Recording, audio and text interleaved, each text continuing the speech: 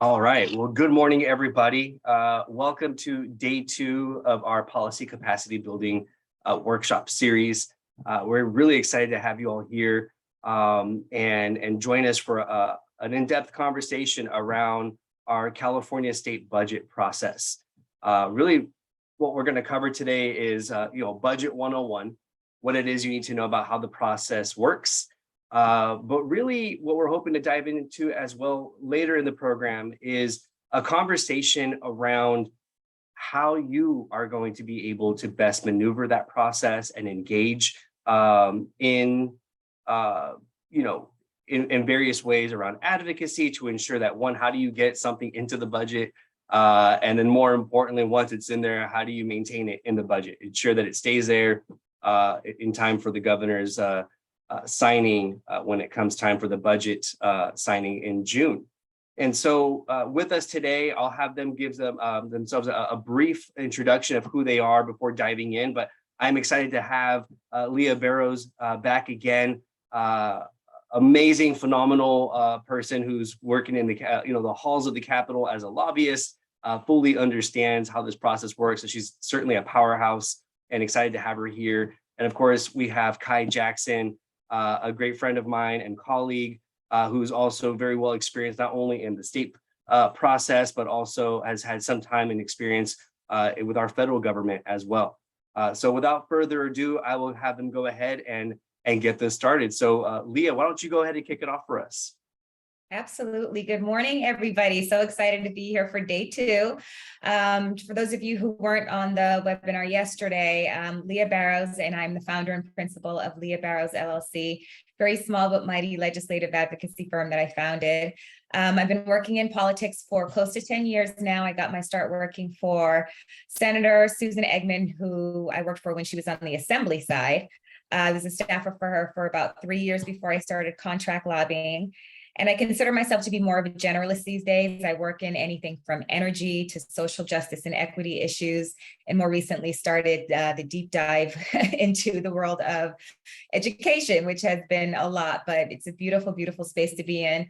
One of my most notable achievements includes leading the lobbying effort to help secure the passage of the Crown Act, which was the first statewide law in the country to prohibit racial discrimination on the basis of wearing natural hairstyles in workplaces and schools. So very excited to talk about the budget process with you all. It's a little bit more involved, even more so than the legislative process with the policy bill. So buckle up and enjoy the ride. Awesome. Thank you, Leah. And I know Kai, I see you're back and see if you're connected to give a quick intro. How about that? Can you see me now? Yes, sir. I do apologize for having a little bit of a unstable connection here, but good morning and thanks for having us back. As Julian and Leah said, my name is Kai Jackson, CEO of Mission Strategy Group, a all-service consulting firm, but specializing in K-12 public education. I have a background that started out in the United States military as an officer. I spent some time on Capitol Hill and traveling around the world as the Deputy Director of Legislative Affairs for the House of Representatives. And after my time in the Marine Corps, transitioned to San Diego Unified School District, where I served as their Director of Government Affairs before transitioning to the California Department of Education, where I worked with my dear friend Julian in the Government Affairs Department. And in my role there, I had a great opportunity to work with the state legislature and work with agencies around the state on California politics and policy. And so now I'm here with you this morning and looking forward to talking a little bit about the budget. So perhaps what we could do, Leah, I don't know if you have the presentation available. I'm going to try to screen share here. If we get a little bit unstable, we'll adapt on the fly, but I'm going to screen share here. And we'll do this method. I'm going to hit play and we'll go from there. How do you see that? All right.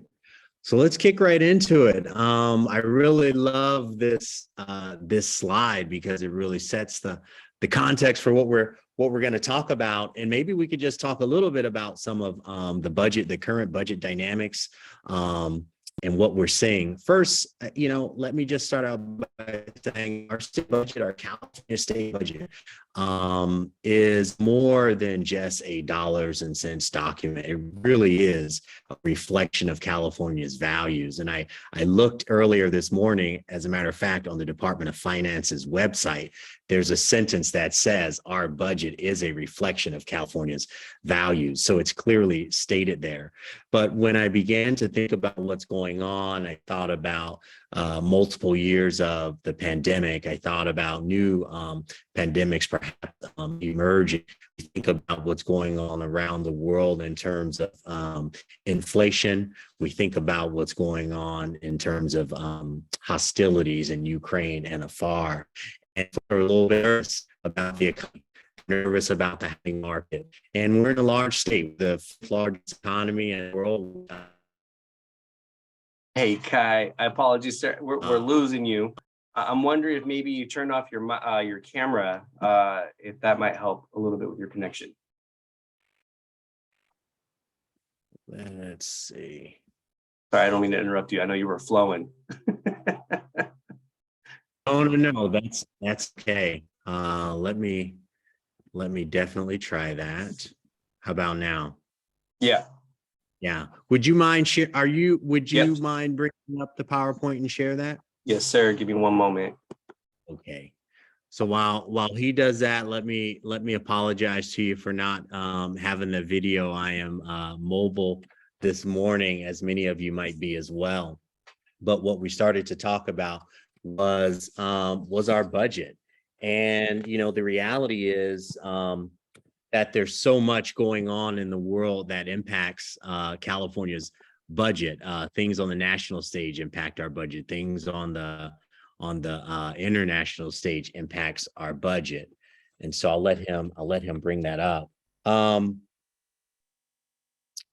there we go. Oh, outstanding. Should I go to the next slide? Yeah. Why don't we go there? Great. So there are a few major portions of our budget and how our budget is that have more of an impact on our budget than others. And we'll talk about that here shortly. I see we're on this slide that talks about the major players or the key players in our government. So why don't I just reset and go here? In terms of flow today, we'll give you an overview of our budget, how a budget gets developed. We'll talk about some of the key players here in California that has input into the budget process. And then we'll delve into the budget process in detail. We'll talk about what happens. We'll talk about timelines, and then we'll go back and just chop it up on the nuances. And then as we go through, in terms of rules of engagement, please feel free to type into the Q&A function or into the chat box, and we'll be able to get to some of those questions as we go. And so why don't I take a moment? I'll turn it over to Leah just to talk a little bit about some of the key players, and we'll go back and forth. How about that? Absolutely. Before we get into the key players, though, I think it's important just to kind of give an overview of how the budget kind of works. So basically, the system is that there's a new budget that's crafted and adopted every year. So it's not, every 2 years or 3 years you get a budget. There's a new budget every year, and it runs on the fiscal calendar. So the fiscal calendar runs from July 1st through June 30th, I think it is. And so the process is that the governor releases his budget proposal January 10th. Then the legislature has until June 15th to pass it. So that's relatively like about 5 months or so, which is a short time when you consider, how much they're having to debate. It's like a large sum of money. This year's budget was $308 billion. So to have to debate that over just a short time of 5 months is not a lot of time. So how the different players kind of work in this is that you have the governor, he releases the Jan 10 budget, and then you have your pro tem and the speaker. And over the next 5 months, like I said, after he releases the budget through the budget subcommittee process, the two houses, they debate the entire budget. So the speaker and the pro tem, they're always involved in the budget negotiations because they're kind of flagging, what their priorities are going to be. but they really come into play toward the end of the process. Then you also have with the governor, the Department of Finance, that's his people, and they basically craft the budget. They take all of the stakeholder calls and meetings to figure out, what's, needs to happen, what proposals are going to be on the table. They're talking with budget subcommittee consultants to figure out what the legislature's priority is. So you have all of these different people who are just kind of playing with each other at different points in the game. And we'll go over some of the more media parts and how it all connects. It seems like a lot right now, but we'll break it down so it all makes sense for you. Yeah. That's a good point, Leah. And what I was keying in on was, you mentioned all the various players in the mix, and I started to think about sort of the human aspects of people building such a large budget, right? And I started thinking about our governor, how he funds schools, higher education, broadband infrastructure, clean energy, and things like that. It's been interesting to watch this budget development over the last year, and how California has been really trying to support all of our constituents, all of our Californians, whether it was support during the COVID for small businesses and restaurants or the hospitality industry, or whether it was just defending against wildfires and climate change. Our budget really it just does a lot for our Californians to make sure that their lives are better. And so when I think about budget planning and the budget process, I don't think about it just as dollars and cents. I think about it as impacting lives. And so that's something I would just ask our viewers to keep in the back of their mind as we get through the nuances. I know you mentioned it sounds complicated, but it's so complicated. It seems complicated, but it's really a lot of discussion about how are we going to support our Californians. So from there, perhaps we can go to the next slide.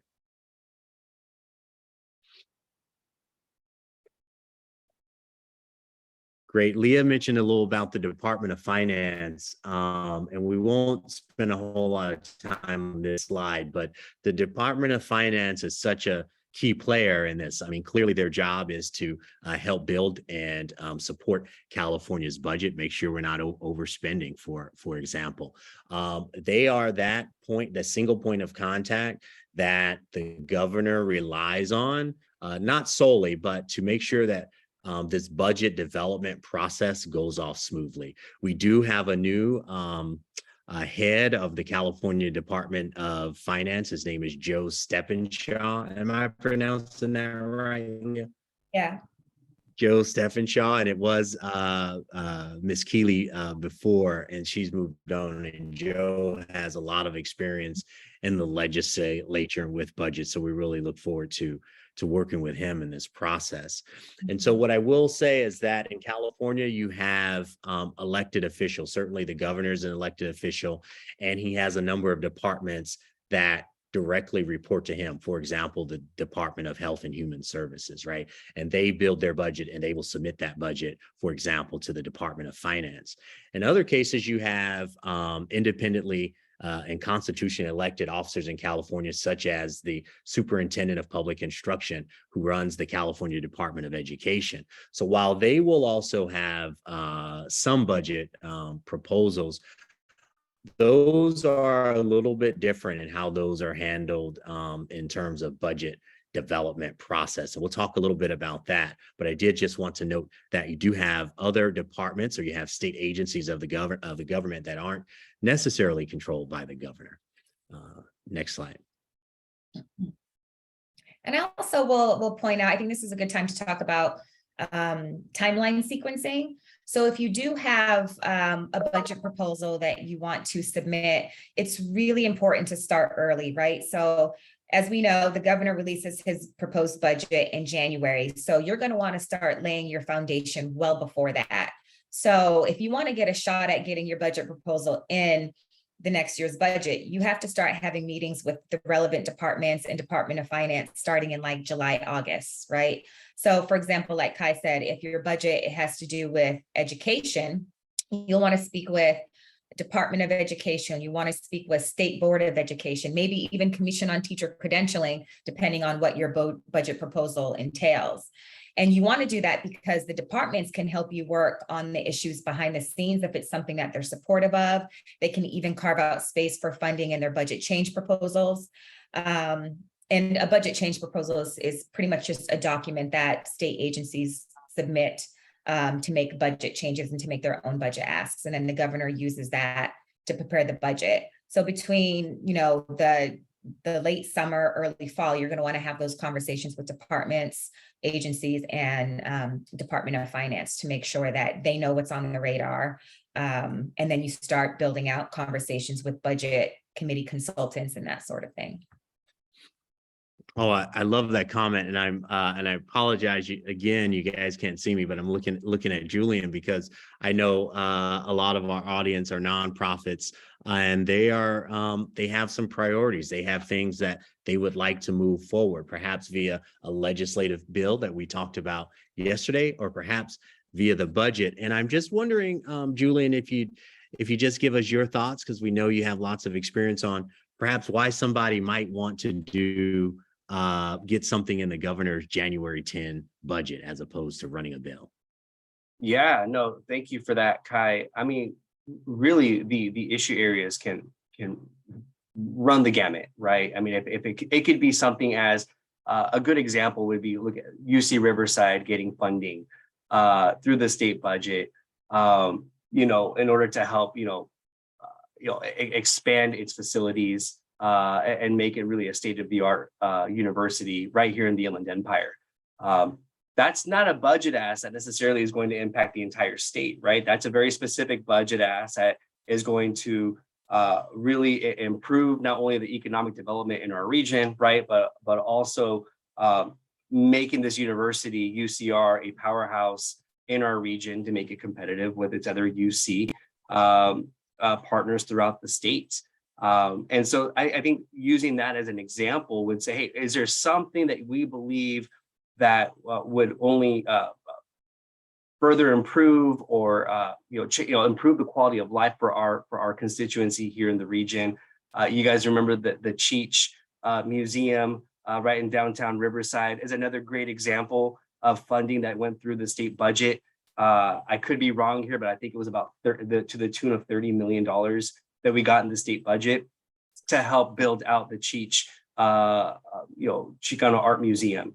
And so those are just two examples of how advocating for funding, either through agencies or again, through our elected officials, I'm sure we'll touch on in just a few moments, could actually have a direct impact on in our community here in the Inland Empire. Yeah, that's outstanding. And I think all that to say, one, you can impact your priorities locally, even in the California state budget. And so we'll talk a little bit about this process. We'll give a big overview and we'll dive deep. And I'm looking forward to this conversation. So as Leah said, what will happen in January 10 is that the governor will, he will make his proposal, his California state budget proposal. And those discussions are taking place right now. Although we're moving toward the end of this year's legislative session, the state, the Department of Finance and agencies are already beginning to do a what we call budget development so that they can have this ready to go on January 10th. I think in layman's terms, we like to consider January 10th the kickoff of the legislative season, although it's technically, not that date. Another key date in this cycle is the May revision. The May revision is a point in time where California will look at its revenues from the big three, and we'll talk about those in a bit. And they will either update their projections to make sure that our budget is in alignment with our receipts. There's a constitutional deadline there is a deadline for the legislature to actually propose a budget by June 15th. And there's some accountability measures in there that we'll talk about to make sure that happens. And then what I meant to say is there is a constitutional deadline in terms of June 30th that the governor has to sign a budget. And so why don't we just go in, that's the big blue arrow, and chop it up. And you can go back one, Julian, if you like, and we can just go in there. And so I'd love to just throw the question out to Leah or Julian in terms of what do you think are important, what's important to do now during the budget development phase. I know for me personally, if I'm trying to get something in the budget, I like to do site visits with the Department of Finance staff. I like to make sure that I'm engaging them with my clients. I like to make sure that they know what the issue is that I'm trying to solve. Perhaps you can tell me some of your thoughts on that, or what are some of your best practices at this point? No, absolutely. I agree with you wholeheartedly. Now is the time to make sure that you're setting the foundation, letting people know what's on the radar. And when you're crafting out your proposals, it's very important to make sure that you're telling a story with it. Because, sometimes people get lost in the policy or in the finances, the research of things. But when you're able to paint a picture and let people know how the money that you're asking for will really impact the issue that you're trying to fix or make better, it changes everything. So as you're crafting out your budget proposal and you're having these conversations, make sure that you have a good idea of what the problem is that you're trying to solve. Is it a statewide ask? Is it just a district ask? Who's going to be impacted by it? How much money you need? And don't just throw a number out there and see what sticks. You have to have it broken down, like so many millions of dollars is going to go to this. So many millions of dollars is going to go to this. And when you're having the conversations, you're presenting it in a way that's very confident because you've already built it out, but you're also asking for feedback. These conversations are just as much about you getting information from the experts as you showing them, that there's, as a frontline, person who's on the front line of your issue area, letting them know this is what we're seeing in the streets. This is what's really happening. And it's a collaboration, right? So don't look at it as in, you have to try to lobby them in that moment. These early conversations are about crafting the best budget proposal that you can, so that as it gets through the process, it doesn't have to get whittled down as much. But there's usually always some changes that are made because you want to make sure that it's the strongest proposal that it can be. I love it. That's so true. And I like your comment about making sure that you can tell that compelling story, and the other thing that was resonating in my mind as I was listening was it's important for our viewers to know that our California budget is comprised of what we call the big three revenue sources: personal income tax, corporate tax, and sales tax. And so to what Leah was saying, when you're telling a compelling story, typically you'd be trying to maybe solve a problem or advance something that you think is going to positively impact our state. So you're really telling a story how California is going to put their revenues, their taxes, your neighbor's taxes to good use, and why California should essentially agree with you in that story that you're telling. So what will happen is the government will look at those big three: personal income tax, corporate tax, and sales tax. The governor will release his budget on January 10th. Once January 10th goes, what you'll start to see is a lot of advocates and staff begin to review and, what I like to say, digest that budget. The legislature will hold a number of budget subcommittees and hearings for the issues that are germane to them. So, for example, education, because of Proposition 98 is the largest single portion of our budget, of a California state budget, at about 40%. And so the education budget subcommittees will begin to look at the individual proposals within the governor's budget to discuss. They'll hear from the public. Sorry to cut you off, but I think it's important also to talk about the legislative analyst office role in this, because that's another stopping point that you'll want to have in your advocacy efforts. So the legislative analyst office, they're basically a nonpartisan group that advises the legislature on fiscal and policy issues, right? So after the budget is released by the governor, the LAO, Legislative Analyst Office, they break the budget down and analyze it. And they basically give the legislature, the different backgrounds on all the programs that are in there. They make economic projections. they give recommendations on revision. So they'll say, this is what the governor's proposing. This is what we like. This is what we don't like. This is how we think that you should change it. And so based on that analysis that the LAO gives the legislature, since the LAO is kind of like the legislature's version of the Department of Finance to the governor, if that makes sense. So once they have this analysis, that's what really kicks off the debates that happen in these subcommittees that Kai is talking about. Oh, I love it. Yeah, thanks for that reminder. I mean, who can forget the LAO? They have great folks at the LAO. And as a matter of fact, if we back up, they also will put out a forecast in the fall. I think late fall, early winter, the LAO will put out a budget forecast. So we're all, stakeholders in the third house are all looking at that to see what's coming up. And this might also be a good time before we kick back into the process to talk about where California has been in terms of our budget for many, many years. I think it's more than 10 years now, maybe a cool dozen years. We've been waiting for this economic downturn, right? And it's caused a little bit of caution, if I could use that term. So California, when they plan their budget, typically speaking, I believe in last year's budget, almost 93% of those revenues were one-time funds, because we're to some extent anticipating sort of this boom bust cycles that have taken place over decades and decades. So we thought we might have seen this economic downturn, this huge state economic downturn during COVID, but I'm not quite sure that materialized as we might have thought. Certainly because of the influx of support and revenues from the federal government, but California's receipts were strong, right? I think that's a key thing. Like you said, LAO will put out a forecast and the Department of Finance will put out a forecast. And I apologize, I can't show you now, but if someone Googles, California Department of Finance fiscal forecast, every month they'll put out their budget projections. You'll see in there about a third of the way down that it'll talk about where those projections are per month for income tax and our revenues, et cetera. And what we saw in August are that they are below projections.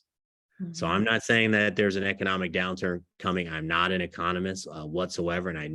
But I think it's important that we keep that just in the back of our mind, because it impacts how our state is planning and financing things. So, and in terms of that, it's not just August. I think for the last probably few months, projections have been lower than expected. And so what that signals to Department of Finance is tighten up the purse strings. So that doesn't mean that if you have a budget ask that you still don't shoot your shot. You absolutely shoot your shot, but just be prepared. You're going to have to get those high elbows going. You're going to have to get scrappy with it, because everybody's fighting for the same piece of the pie. So definitely still go for it, but just know you're going to have to get more creative. You're going to have to make sure that you have maybe like a backup plan just in case your first one is too much money, and that sort of thing. But that's why it's important to track what the LAO is saying and what the kind of fiscal outlook is, so that you know how much to go for and the best way to do it. Absolutely. How about this? I'd love to sort of get some of your thoughts. I know you've been doing this for a good bit of time on some of the nuances of when the budget subcommittees are hearing are in hearings for the budget, and what happens there. Yeah, I mean, it's a whole process. So each house has their full budget committee, and that budget committee is made up of subcommittees. So in the Senate, you have 5 subcommittees. In the Assembly, you have 6 subcommittees. And like Kai said, it's broken down by issue area. So before each hearing, pretty much how it looks is, hold on, let me dial it back. I'm getting ahead of myself. I'm going to put it in the context of if you have your own budget proposal. If you have your own budget proposal, you're going to make sure that you get your budget letter together. And in that letter, it's basically saying, this is the issue that I want to solve. This is how much we're asking for. This is why we need it, all the things. And you submit that to budget and your relevant budget subcommittee. And then each subcommittee will hear different issues throughout the next 5 months, right? So what you're going to need to do during that time is, before each hearing, the budget staff, they post agendas. And these agendas, it's not just an agenda like it's just, here's who's talking and what we're talking about. it's a very detailed document that goes over the governor's proposal, and it also makes suggested changes. So you have to track these agendas, because then you know what's going to be in the subcommittee hearing. You know if your issue is going to be heard. You know if there's something that you don't like and you need to comment on, that's where it's going to be. So they're very long documents and they have a lot of background information. So I can't stress enough how important it is to pull those documents before hearings, and you can find them on the committee website. It's not difficult to do. So basically in the subcommittee hearings, you have the Department of Finance and the LAO, and they present their overviews and recommended changes for the budget in the hearings. The budget subcommittee hearings are also the best time for advocates to voice their support or concerns for different aspects of the budget. There's typically a very robust public comment period. Sometimes it goes on for way too long, but we have to be able to have our voices heard. So we're happy that it's there. And then after, the public comment hearing and everything has been debated, usually issues are left open until the end. And then toward the end of the subcommittee process, you'll have votes that happen. And these votes are on any changes that they propose. Each subcommittee submits a report to the full budget committee. And then that's when the full budget committee can either accept the subcommittee budget changes as is, or they can make some amendments. So there's always different points in the process where you have a chance to, insert your proposal or beef it up or advocate for it, right? So just make sure that that the subcommittee process is where all the magic happens for advocates. And then any changes, that are incorporated in the budget bill, that's sent to full membership of the Senate and Assembly, and then each House votes on their version of the budget bill, and it requires a 2/3 vote. I know that was a lot. I'm sorry. I don't know if you wanted me to do all that, Ty. No, I love it because, I know you're not giving away all your trade secrets, but I appreciate a little bit of peek behind the curtain to try to demystify this process. And, I was just thinking the reality is, and we mentioned this yesterday, that, bills typically deal with,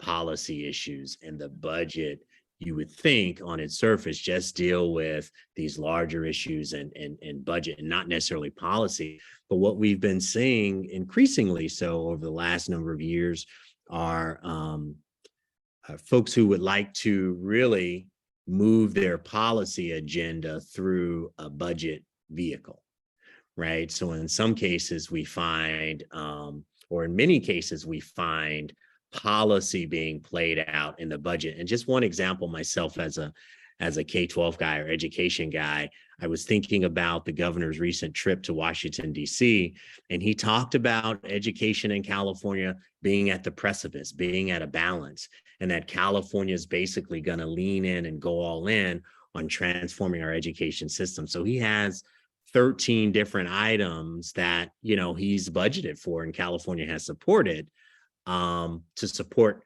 our education system, which we know is the largest part of our budget, 40%.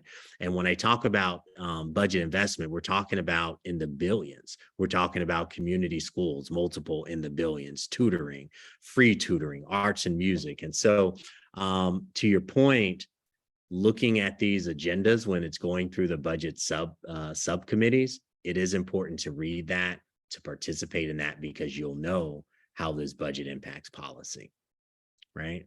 So I just wanted to point that out. So I think you got all the way up close to the May revision. Is that right? Is that where we're about? Yeah. And I would say I can't stress this enough when it comes to doing work in this environment, is that you have to communicate early and you have to communicate often. I say that all the time because I think it's the best way to give yourself a shot at winning. The budget process isn't as open as the policy bill process, because you have different points and deadlines and back and forth. But with budget, there are so many things that happen behind the scenes too, that you don't really have a lot of control over. So that's why you have to talk to as many people as you can, so that when those behind the scenes conversations are happening, somebody will say, oh, you know, I remember talking to an advocate about XYZ, and they might pull out your letter, and then all of a sudden you're in play, right? So get your proposals in early. Find a legislator. Kai, do you want to start talking about like the advocacy part of it, since we're kind of toward the end of the process? Yeah, I would love to. And I've seen Julian do this before, but I know we've been talking about the governor's budget, but there's another avenue of approach if you want to get something ultimately into that budget that's signed on January 30th. So after we pass the May revision, that's an opportunity once again where California, I hate to sort of use this term, but really gets serious about our budget. And so what you'll find is you have, as Leah said, the governor's budget. Each house in the legislature, the state Senate and the state assembly will also develop a budget that aligns with their budget priorities. And so that's where she means when you engage your legislator in terms of getting something in either the assembly or the Senate's budget. And so I definitely want to be doing your advocacy before May revise, right? Yeah. By the time May revise comes, you should have been laying all kinds of tape within the governor's office, Department of Finance, the legislature.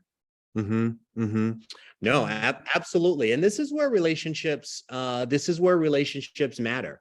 This is where putting a face to your issue really comes into play. And we talked yesterday about the legislative process. In my mind, it's, collaborative problem solving. I'd even go and put that moniker on the budget. When I approach issues, it's typically either trying to resolve a problem or trying to make lives better. And so I think, to your point, getting in early, supplemental of that is putting a face on the issue, letting that legislator know how they can support their constituents, right? How they can really demonstrate their values through their budget ask. And I think one thing to note is while there's not an official number in terms of budget ask that legislators can have, they typically don't do too many. On average, they typically don't have 10 or 15 because those aren't typically all going to be incorporated, but they typically will have a couple that might, get incorporated into this budget process. You have to think about it like having a limited amount of political capital, right? So each member, legislator, each organization, each lobbyist, like everybody in the process has so much political capital that they can expend, right? And so when you're choosing what you want to do, make sure that your proposal is being championed by a member who is going to prioritize your issue amongst whatever other budget proposals that they have. When you write your budget proposal letter, make sure that you are clear and concise in what you want, and that you're sending it to the budget committee, relevant budget subcommittee members, all of the things. You want to make sure that you show up in committee for public comment. You want to gain support from, anybody who is a champion for your issue. Make sure that you're getting support. You might want to do a legislative sign-on letter. But one thing that we haven't touched on, and Kai, sorry to hijack, but I think this is really important. I don't want to forget it because I don't think we touched on this too much yesterday, is the importance of building a strong coalition, right?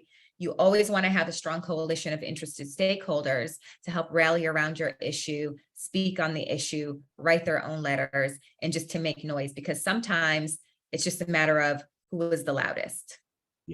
Yeah. No, I so agree with that. That coalition building cannot be overstated, right? It could not be overstated that a strong coalition of authentic voices matters, and it helps. Let me take a little bit of a pivot here and ask you both, because I want to tie this back to what we did yesterday. We talked about the legislative process. We talked about appropriations, but I've seen situations where I run a legislative bill, or let me make a correction, that the author has put forth a legislative bill, and perhaps I was a co-sponsor, an interested party, but the bill didn't contain funding, right? And so in those cases, if you run legislation that doesn't contain funding, one approach too is to try to get funding that aligns to the ask into the budget, right? Because a lot of bills, sometimes they'll get passed and it'll be contingent upon an appropriation. And so unless you get an appropriation at some point, typically those bills aren't as impactful. I'd love to get either your thoughts, Julian or Leah, on that piece. I would say if you have a bill that's going to cost the state money, it would behoove you to run a simultaneous budget play. Because if you just stick in the language, it becomes effective upon appropriation of the legislature, that's either going to get you held up in suspense or it's going to get a big fat veto. So I would say that if you are doing something like that, you should have a budget play to go along with it. I agree. I definitely agree. So I appreciate you fleshing that out. So here we are, we went through our budget conference committee hearings. The big three are negotiating and they pass a budget on June 15th. Once June 15th goes, and it's kicking into high gear. We're almost toward the end. What we didn't talk about are budget trailer bills or budget bill juniors, and the purpose of those and what those are. And so, once again, I love this conversation. Sal, let me either ask Julian or Leah, do you want to talk a little bit about the purpose of a trailer bill or trailer bill language? Yeah, that's where all the meat is at, right? I mean, so it's one thing to get the money in the budget, but what are we doing with it, right? What are the rules with those dollars? How is it being invested? And it's really the parameters on how those dollars are going to operate. And so it's always nerve-wracking once the budget comes out. For example, some of you were probably a part of this.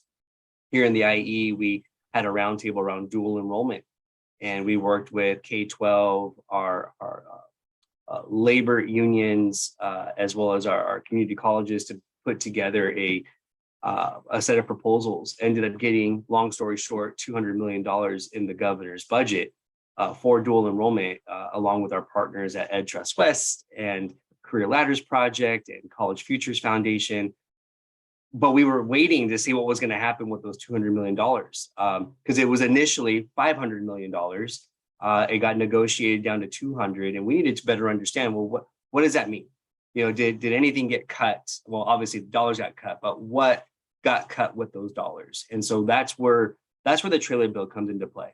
And so I feel like that, I think, is really where a lot of the advocates are really pushing to make sure that where the dollars need to be invested are certainly a part of the trailer bill language. I'm not sure if I'm missing anything, Leah, but that's kind of like the down and dirty of it. Mm-hmm. Yeah, and the thing about trailer bill language that you have to be careful of is that they're not subject to the June 15th deadline. So they can go all the way until the end of session. So that's where a lot of people kind of slip things into the budget after the budget has already passed. Same with budget bill junior. So this thing that they've been doing a lot in the legislature is they'll pass like a placeholder budget just to make the June 15th deadline. And then they'll do like a budget bill junior later on in the year, and they'll do some more action through trailer bills. So they were doing budget action in August this year. So it's like, yeah, you have the June 15th deadline, but folks get creative and find a way to work around it. So I guess it's one of those things where it's just like never give up until that last gavel goes down at the end of session, because you never know what you might be able to get. Oh, that's right. You got to leave it all on the field. And to your point, I believe the most recent budget bill junior or budget is AB 185, which deals with the education portion. And as I looked the other day, I don't think the governor has signed that bill yet. And so in terms of these budget bill juniors, a lot of them are technically quote unquote cleanup, but a lot of folks try to sneak things in there. And I probably shouldn't use the word sneak, but a lot of folks still try to collaboratively problem solve all the way up to the to the It's last. sneaking, Kai. Call it what it is. It's sneaking. Well, I'll tell you, and this is a good conversation because sometimes I find these, in terms of technicality, folks, what's going through my mind is, let me just give you a random example. It's just a purely made up example. You may have a budget issue, and let's just say education, because I'm familiar with it. And usually I want this to go in effect like immediately. I'm ready to go as soon as that budget is signed. But the reality is there's a whole system that has to implement or execute, that trailer bill language. And so you could find yourself in a situation where that department is saying, I don't want it to go in effect immediately. I want it to go into effect 2 years from now, which will give us enough time to hire the employees, to do the work, to either build a database or build a system to be able to do it. So sometimes those technicalities get worked out, and the language is placed in those late budget trailer bills, or those budget bill juniors. So yeah. So, and we get to that point. And since we're there, the governor will sign a budget June 30th. That budget will go into effect immediately. California's fiscal year begins on July 1st. And so we just want to make sure we pointed that out. And then this budget process starts over. I don't think it actually ever ends. Loosely, folks can say that it ends, but it really doesn't. And so right now we have until September 30th for the governor to sign legislative bills. That will include our budget bill junior, which is AB 185, ABSB 185 for the education side. So that's still very much going through the process. So I think we should also touch on what happens when the Senate and the Assembly aren't in alignment, or the legislature isn't in alignment with the governor. Do you want to kind of touch on that a little bit? Because it's not always unicorns and roses when it comes to these negotiations. Well, I think, California has a supermajority, so I think that definitely puts our legislature in a relatively good position, so to speak. But I think overall we've seen a lot of alignment between, very 50,000 foot alignment between the governor and the legislature. I think they do try to not have as many public disputes as one might think. But when there's not alignment, that the governor does have the ability to blue pin some things, right? And it's been a while since I've seen that. Perhaps either of you have seen that, but the governor does have the power to blue pin some things out of the budget. And then perhaps is that what you're referring to? Well, yeah, but even before that, I think there's certain points in the process where if you have the Assembly, they have their budget, and the Senate has their budget. If they're not in alignment, then they'll often go to conference committee, right? And then that's where they kind of hash out any differences between their versions of the budget.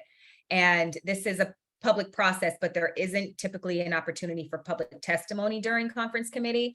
So I just wanted to bring that up because that's another one of the reasons why it's important to already have laid a strong foundation by the time these kind of behind the scenes conversations are happening, because I think the budget process does a good job of making sure that advocates and constituents have an opportunity to voice their opinions, but there are also a lot of just kind of black box behind the scenes processes where you don't get an opportunity. And I only want to bring this up because there are so many times where people always say, don't let your baby, your bills or your budget proposals become your baby, right? Don't get married to them, because at any moment it can be taken away from you. And this is so true for budget. The difference is that with policy committee, you kind of know where it went wrong, what happened. But sometimes with budget, if it's something that was behind the scenes, you just don't know. And then it's hard for you to pivot and gear up for, trying it again the next year. So that's for if you have a difference between Assembly and Senate versions of the budget. So then the Senate and the Assembly, they go to conference committee, they hash it out, they come to an agreement. They're like, this is the legislature's budget. Then they go to the governor and they say, okay, this is what we propose. And if there's a disagreement between what the legislature and the governor want, then they have a big three meeting. And that's the governor, the pro tem, who we talked about earlier, and the assembly speaker, who was on that list of key players. And then they'll have conversations, and then they'll kind of hash out what they want to take out, what they want to amend, what they want to put in, sort of thing. And again, this is another reason why it's so important to make sure you're having lots of conversations and you're talking to the right people, because you want to make sure that your stuff doesn't hit the cutting room floor last minute. Yeah. That is a very good point. And I know we're coming up on our time, but that was a very good point. I would say that typically that's right? You have conference committee. We've seen some dilution of that process in the last few years.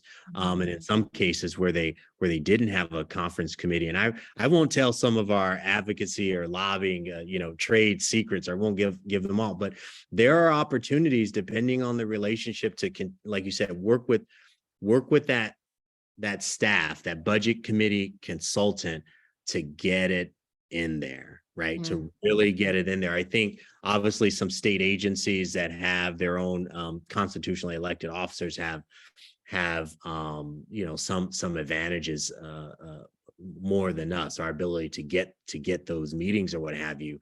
But I would say the folks that I've interacted with at the Department of Finance, in the legislature, are amazing. They are human beings. They want to solve problems too. These are their careers, and many of them have been there 10 years, 15 years, 20 years or more. And so they are able to look at your proposal and, maybe give you some insights on where it's at.